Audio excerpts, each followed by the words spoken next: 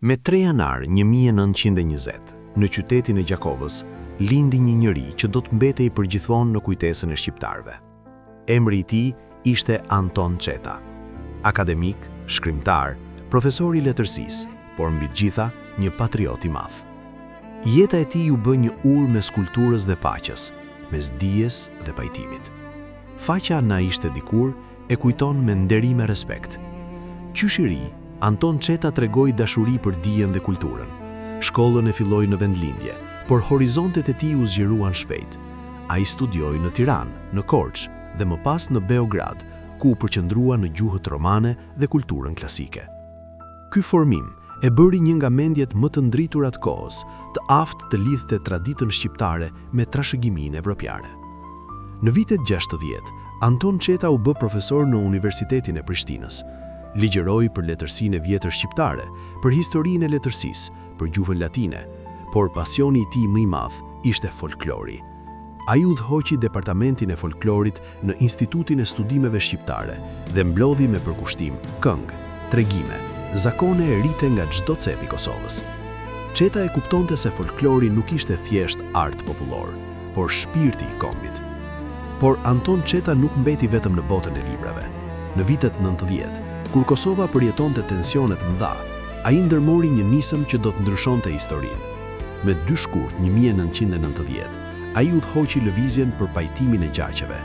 Ishte një kohë kur hakmarrja kishte ndarë familje, kishte sjell dhimbje dhe gjakderdhje.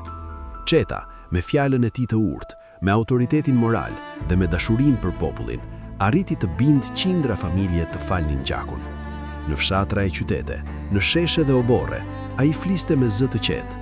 Falja është më e madhe se hakmarrja, paqja është më e fortë se gjaku.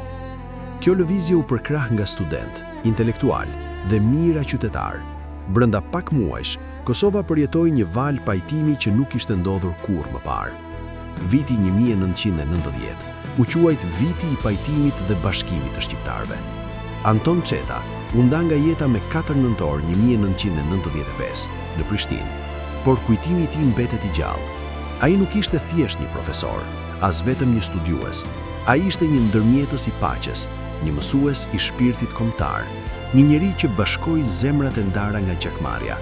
Sot, kur flasim për të, faqja na ishte dikur nuk kujton vetëm librat e tij, por edhe momentet kur ai ngriti dorën dhe tha: "Le të falim që të jetojmë të bashkuar." Historia e Anton Çetës është historia e një njeriu që e kuptoi se fuqia më e madhe nuk është dija, as pushteti, por aftësia për të sjellë paqe. Ai mbetet një shembull i gjallë se si një njeri i vetëm, me fjalën e tij, me urtësinë dhe me dashurinë për popullin, mund të ndryshojë fatin e një kombi.